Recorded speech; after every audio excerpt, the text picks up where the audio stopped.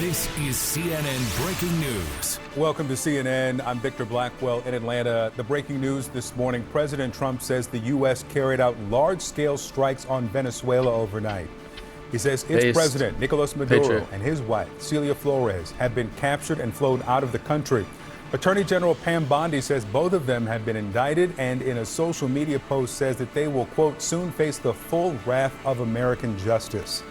The Venezuelan vice president says that she has no idea where Maduro and the First Lady are. All right, guys, welcome back to another video. So if you guys have not seen the news these past couple of days, you've probably been living under a rock, but President Trump just kidnapped Maduro and his wife. If you don't know who Maduro is, he was the communist dictator of Venezuela.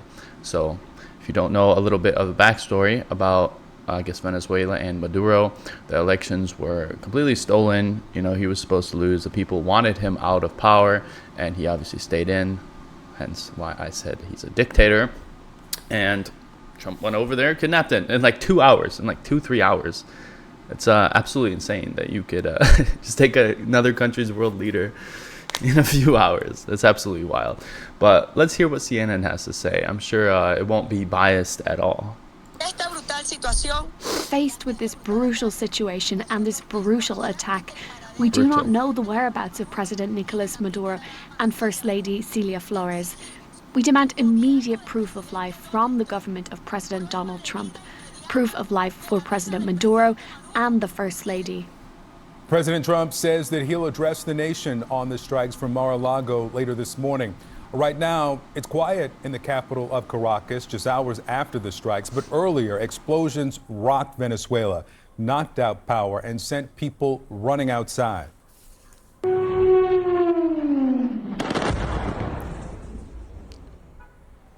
And this strike was at La Carlota Air Base in Caracas. CNN's Nick Payton-Walsh joins me now from London. Nick, we just heard from Issa Suarez speaking with some of her sources in country about the fear of what could come next because so many questions are unanswered. Yeah, I mean, let's go through what we know has happened so far. Since about 1 a.m. local time, and these series of explosions rocked Caracas and other parts of Venezuela. Multiple helicopters seen in the air, and then clearly a U.S. Special Forces operation that removed Nicolas Maduro and his wife from what should have been their heavily fortified and secured premises in the capital there. Hard to understate quite what a move this is geopolitically by the Trump White House to remove the sitting president of a country which it considers to be a regional irritant. Startling. Successful, certainly. Daring, certainly as well. And also efficient, frankly, given what it seems the brevity, comparatively, of this operation and the impact that it is having. The Attorney General, Pam Bondi, hinting that the indictments in the Southern District of New York Court will be the ones that Maduro faced. He had a $50 million bounty on his head, seeking information that could lead towards his capture, and it may well be that the delay we're seeing since Trump's tweet in the early hours of this morning, his 74-word social media post that removed the extraordinary mystery, frankly, or the unresponsibility of exactly what was happening in the skies of Caracas, very quickly to explain that, as many suspected, it was the US military behind this.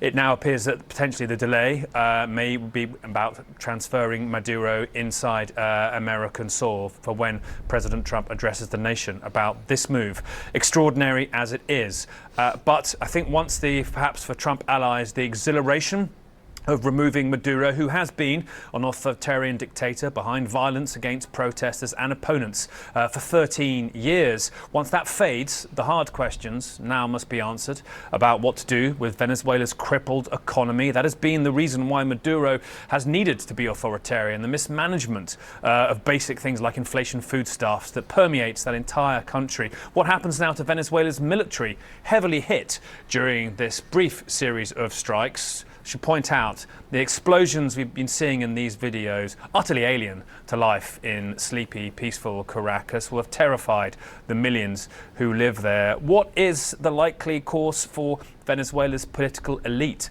Is indeed Delcy Rodriguez the successor? Does she immediately seek a détente with the United States to prevent a similar abduction in the middle of the night occurring to her? These are all urgent questions, and I think the key thing here is for the United States to have planned for the aftermath of Maduro with the same efficiency, detail and resolve as they clearly planned his capture and abduction. The US military, very good at this sort of thing, be it bin Laden in Pakistan, Zawahiri, the Al-Qaeda leader in Afghanistan, Maduro, a man with lesser charges against him in Venezuela, but they fail repeatedly in what comes next. And I'm sure many in Venezuela will be deeply hoping that they now see some sort of future ahead of them where their economic and political problems become part of the United States' focus and they're not just left to see further collapse. A reminder, the United States, particularly the Trump administration, want to see many of the hundreds of thousands of Venezuelans on US soil go home. And perhaps a calm and prosperous Venezuela would permit that to happen at a faster pace. Yeah, so I saw a lot of people complaining that Trump did this. And it's like, I understand if you don't want the U.S. to go into the Middle East because that doesn't affect us. And I agree with that 100%. There's no reason for us to be in the Middle East.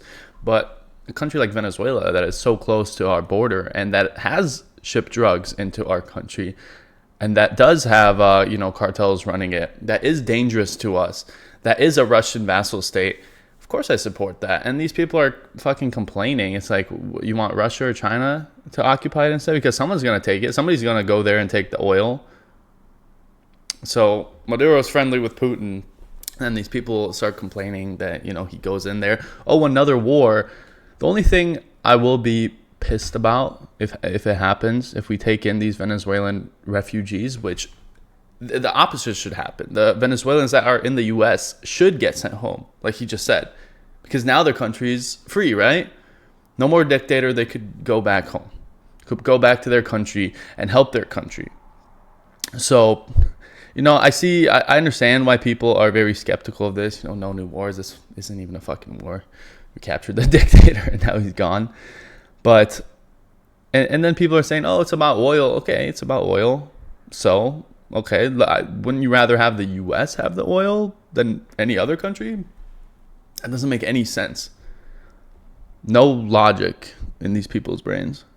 But we are today in unprecedented territory in Moscow and Beijing. They will be looking at how their ally, Maduro, is suddenly whisked away from a place where he should have felt security of diplomacy, of the international world order. He may now soon be in a New York courthouse to face drug charges. Russia, as I said a moment ago, is now asking for immediate clarification on the U.S. claims that it has captured Maduro. They'll probably get that. Yeah. Nick Payton-Walsh, thanks so much. Joining us now is CNN senior White House reporter Kevin Liptak. Kevin, again, we're going to hear from the president at 11 a.m. Eastern, 3 hours from now. But I understand you have some new information about how this unfolded. What do you know? Yeah, and what we understand is that the president gave the green light for this operation several days ago. That's according to people familiar with the matter. It was carried out by the elite Delta Force in the U.S. Army. That's the same group that captured Abu Bakr al-Baghdadi some years ago. So a highly trained a force that went in to capture Maduro.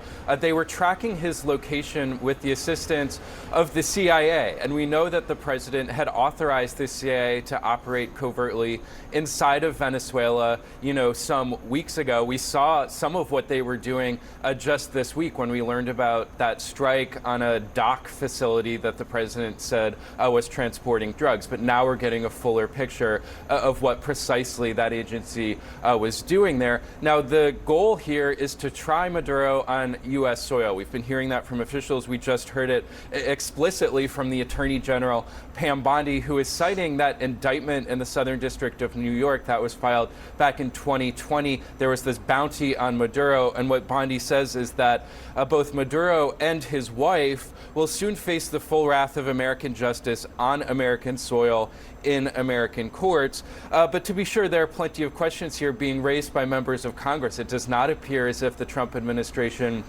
briefed, the relevant lawmakers or the relevant committees before taking that action. And this morning, it appears that the Secretary of State, Marco Rubio, has been on the phone talking to senators to discuss some of what happened, and that some of them are revealing a little bit about their discussion. Mike Lee, the senator from Utah, said that the strikes that occurred in Venezuela were intended to protect the U.S. personnel who were capturing Maduro, that the president was relying on his Article 2 authority, essentially his authority as commander-in-chief to conduct foreign policy, to carry out these strikes. And I think most critically, what Rubio told Lee was that he anticipates no further action in Venezuela now that Maduro is in U.S. custody. So this appears to be it for now, what we've seen overnight.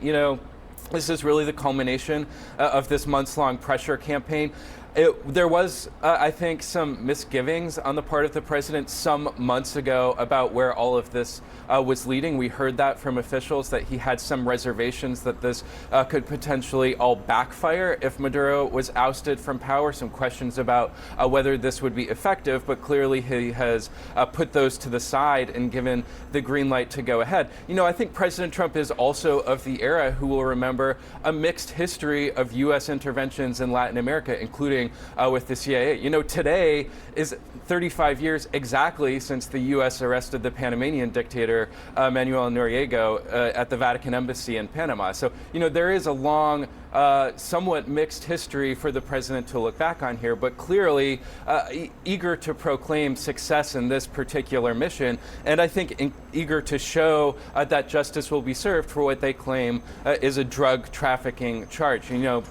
The objectives in all of this have always, in a way, led to regime change. That was what the president's ultimate goal was here. We heard that explicitly from Susie Wiles in that Vanity Fair interview. But you also saw a number of different sort of rationales that the president has laid out, whether it was curbing the flow of drugs, whether it was curbing the flow of migrants. You also hear the president talk quite a bit about the oil. Of course, Venezuela is sitting on the world's largest proven oil reserves. And so I think when we hear from the president over at Mar-a-Lago down here in Palm Beach at 11 a.m., it's likely that we're going to hear sort of a combination of all of that. And certainly I think the question of what happens next in Venezuela, what the president has been planning on that front, whether the U.S. sort of has any role or anticipates any role in stabilizing that country now that the leader has left, those will be critical questions that the president, I think, will need to answer for when we see him in a few hours from now. Yeah, so I guess we'll see what happens, but I just wanted to make this video just to give my own personal thoughts, because I saw a lot of people on Twitter just complaining about this. Oh, he violated international law. Oh, he did it for Israel. It's like, whose team are you on? Are you America? Are you on Team America? Is that not where you live? And how did he do this for Israel? Because Netanyahu said Iran's in Venezuela.